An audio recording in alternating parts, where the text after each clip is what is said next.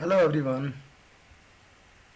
So today we are starting this new chapter, natural vegetation and wildlife. So is there any difference between vegetation and natural vegetation? Yes, there is a difference. Vegetation means the plant life you see in your surroundings in the forms of plants in the fields, in your garden, around your school campus, or in your neighborhood. Different trees and different plants you see. Those all plants and trees are the vegetation. But these are not natural vegetation. Because nature only has not played the role to grow those plants there. Who has played that role? Human beings, we. So, the vegetation which is grown without the aid of human beings is found in natural occurrence, in some natural circumstances, under some natural environmental conditions. So those type of vegetations are called natural vegetation, like forests. So here we are going to understand the role of natural vegetation in our life, and definitely the wildlife depends on the natural vegetation, or more correlatedly they are interacted with each other. Means if you see that in our country different species of plants are found. For example, 47,000 plant species are found in our country, and out of those 15,000 plants are only flowering plants, means the plants which give us flowers. And the country has many non-flowering plants also, like ferns, algae and fungi. India has approximately 90,000 species of animals. Means natural vegetation is the home of wildlife. So we have different varieties of natural vegetation in different corners of our country. So definitely it supports different types of wildlife also. So we can say overall India is very rich in biodiversity. Now another new term is there for you, that is biodiversity. Bio means, you understand, that is life, and diversity means the life, the variety of life. Biodiversity means variety of life forms. Life forms in the form of plants, life forms in the form of animals. All animals, birds, insects are the parts of wildlife. So the animal life, or the community of animals which are found in natural vegetation or in natural conditions, are called wildlife. So natural vegetation refers to the plant community, and it can be interfered by human beings, or it can be virgin vegetation. So the vegetation, natural vegetation, which is not interfered by human beings, or that remains untouched or uninterrupted, is called virgin vegetation. Now the another important thing, that what the term we give the natural vegetation and the wildlife, means the whole community of plants is called flora, and the whole community of the animals is called fauna. So flora and fauna together constitute the biodiversity of any region over the earth's surface. So India is very rich in its huge biodiversity because it has different species of flora and different species of fauna. So what is the great reason behind the existence and availability of this much variety of flora and fauna in our country?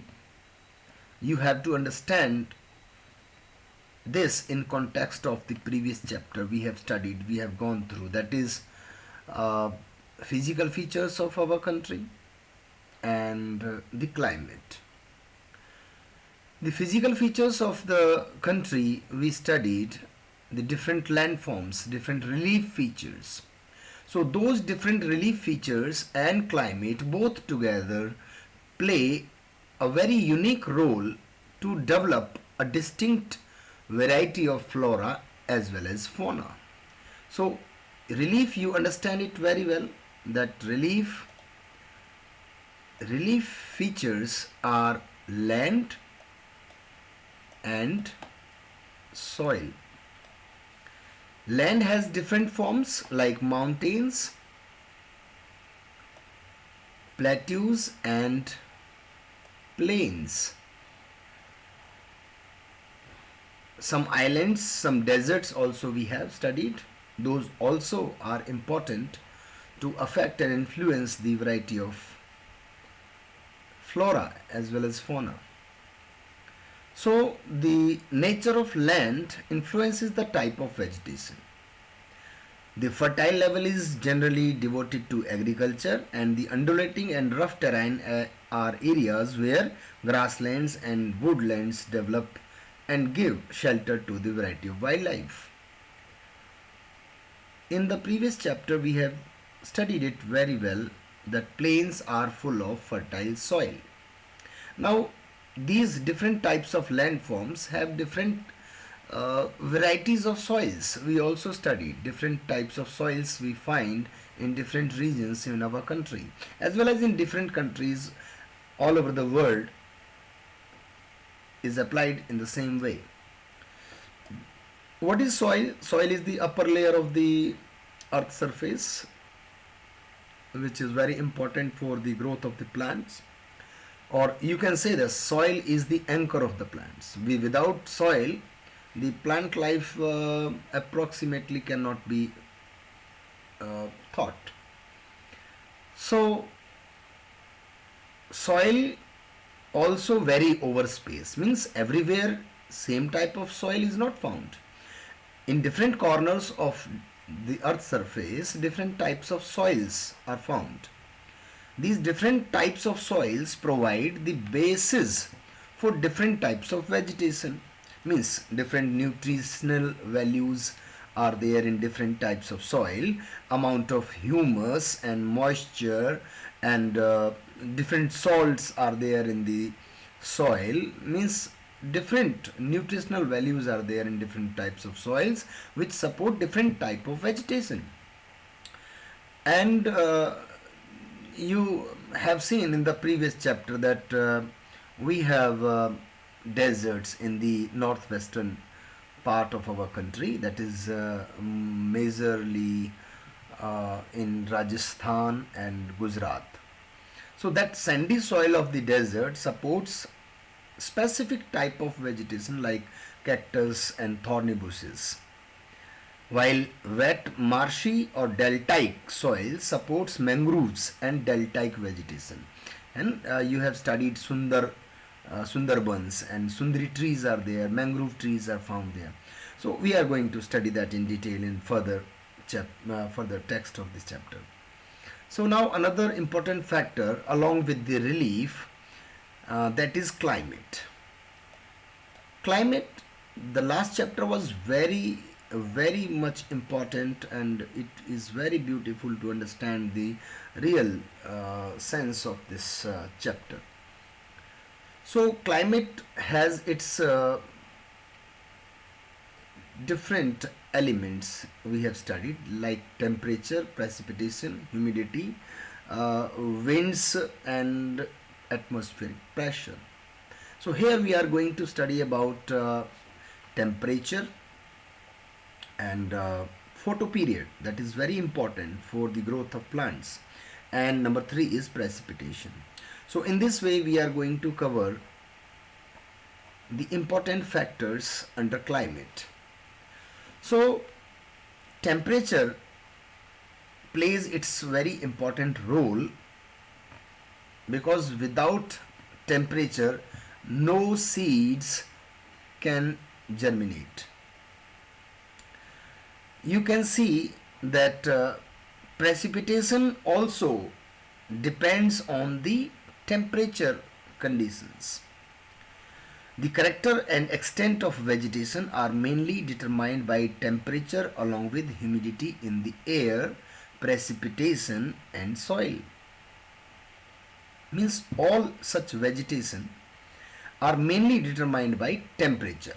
Temperature is the major factor behind the growth of vegetation. Everywhere in any corner of the world, temperature is the most important factor to determine its variety and its density and its availability.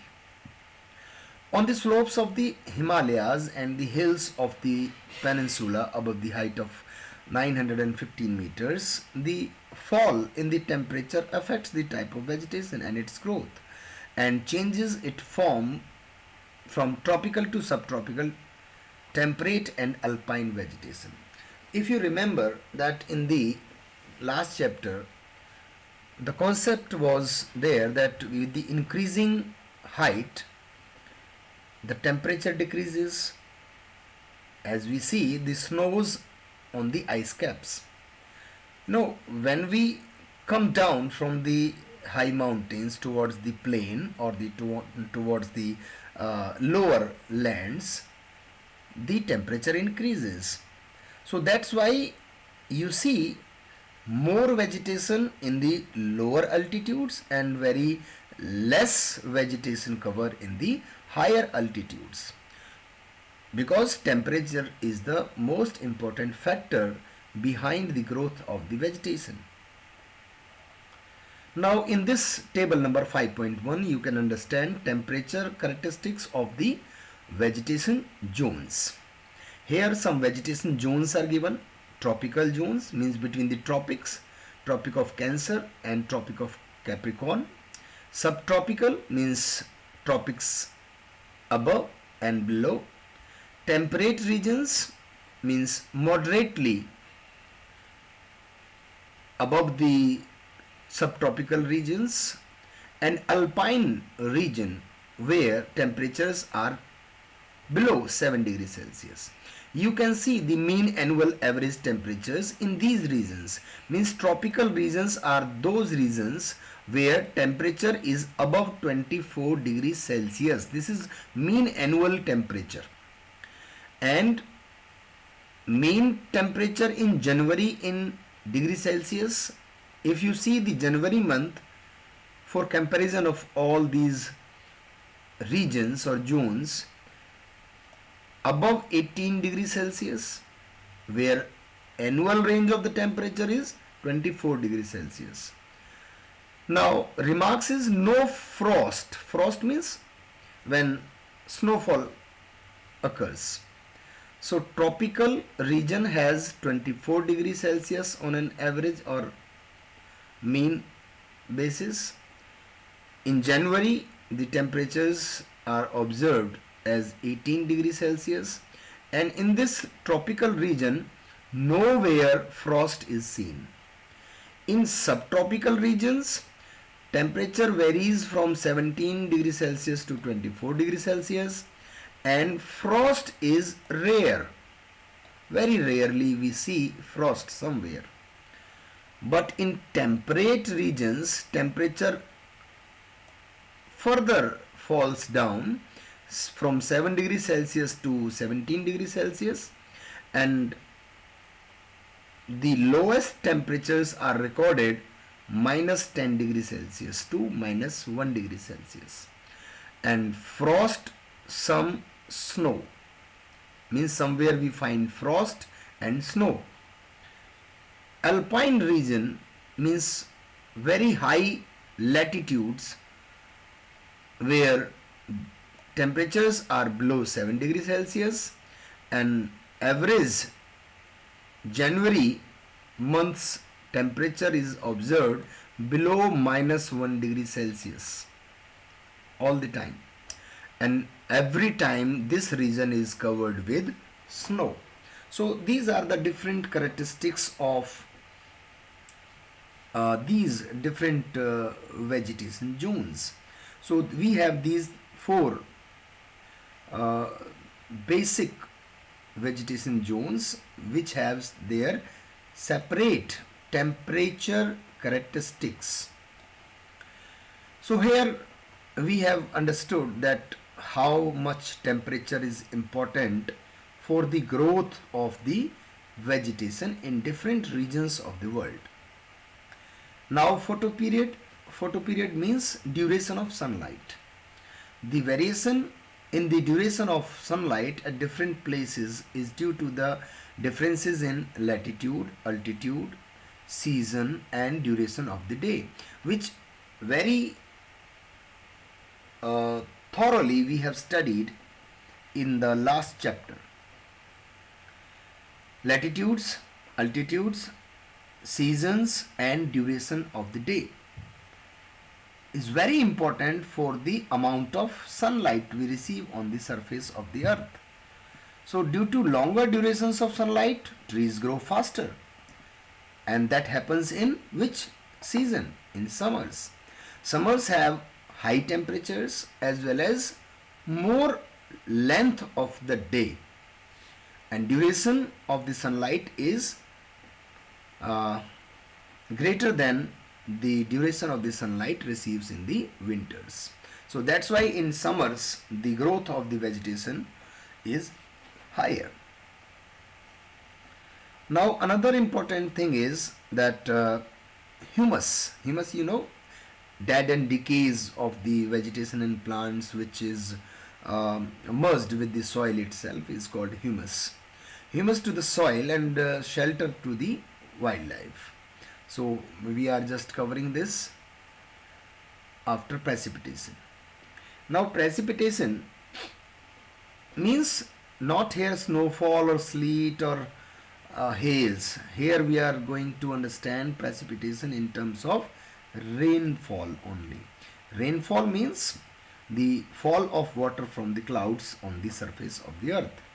So where the rainfall is high, with the help of the onset of the monsoon or advancing southwest monsoon, June to September, we have understood in the last chapter that precipitation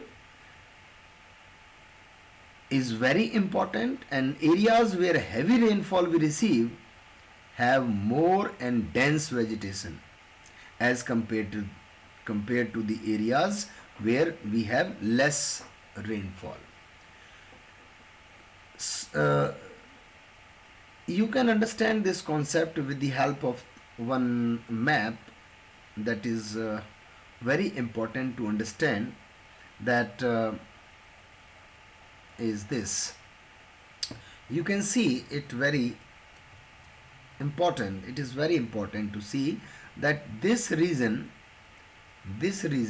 is southwest monsoon's first strike, and this region also, this one. So all these regions experience the high amount of rainfall. You have studied in the last chapter that onset of the monsoon, the western Ghats and these and Garo Khasi Jaintia hills and the Purvanchals and this Assam area experience the high amount of rainfall. So due to this high amount of precipitation in those areas, the dense forest cover is found. So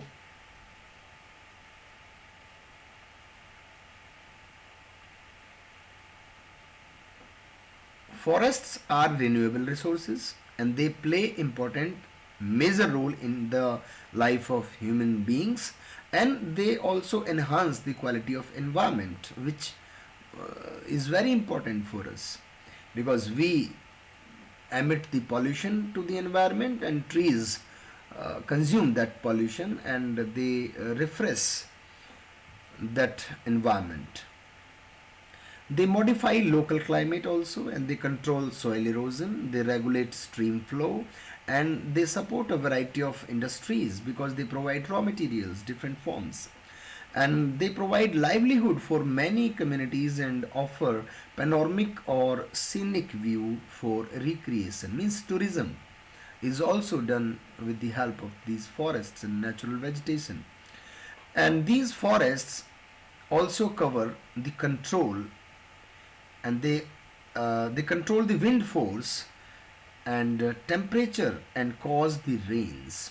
You know, these forests are also responsible to cause the rains, which controls the climate, which controls the heat, and which controls the wind force also, and which controls the erosion also. So they provide the humus to the soil and shelter to the wildlife. India's natural vegetation has undergone many changes due to several factors. What these factors are, like the population is increasing. Due to the increase of population, we need more food, we need more timber, we need more shelter, we need more land for cultivation. So what we are doing, we are slashing the trees. We are doing deforestation. So due to that deforestation, some industries are getting their raw material, but on the other side of the coin, we are uh, we are disturbing the nature. So due to the urbanization, the more land is taken from the forests, and it is devoted to agriculture as well as for the settled life. Like urban areas are developed, more industries are settled down over the land. So these are the things which are very important to understand in the context of forests also. So here we have gone through the important factors behind the growth of vegetation and wildlife. Now the vegetation cover of India is uh,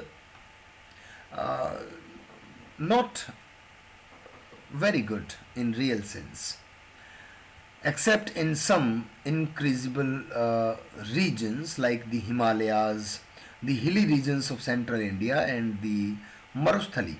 The vegetation is most of the areas has been modified at some places, or replaced or degraded by human occupancy. We have already discussed this thing right now, that due to urbanization and increasing demands of the human beings, we have disturbed the nature a lot, and we have deforested, and we have modified the natural ecosystems. So that is very harmful for the nature. But anyhow, we have to understand this concept, that natural vegetation is the vegetation which is out of the or beyond the control of the human beings, but to some extent we are modifying it. Now this bar diagram is very important to understand. It shows the area of different states in percent form. Means the total geographical area of each state has some proportion under forests. You can see the great variation between these forests. You can see this: Bihar, Delhi, Gujarat, Haryana, Punjab, Rajasthan, Uttar Pradesh, and Daman and Diu, and Puducherry, and these West Bengal also. And these some states have very less proportion of area under forests, while Arunachal Pradesh, Goa, Manipur, Meghalaya, Mizoram, Nagaland, and Tripura, Uttarakhand, and Andaman and Nicobar Islands, and Lakshadweep Island groups. These have very great proportion of their land under forests. The highest proportion of land under forest is found in Mizoram, that is above 90% of its geographical area is under forests. So some geographical regions also are there where man has not played any important role to increase that proportion under land under forest. Naturally that state or that region has great proportion under the forests. You can see those examples where the high proportion of forests is there. Those are mountainous areas or the island groups. So you can see that.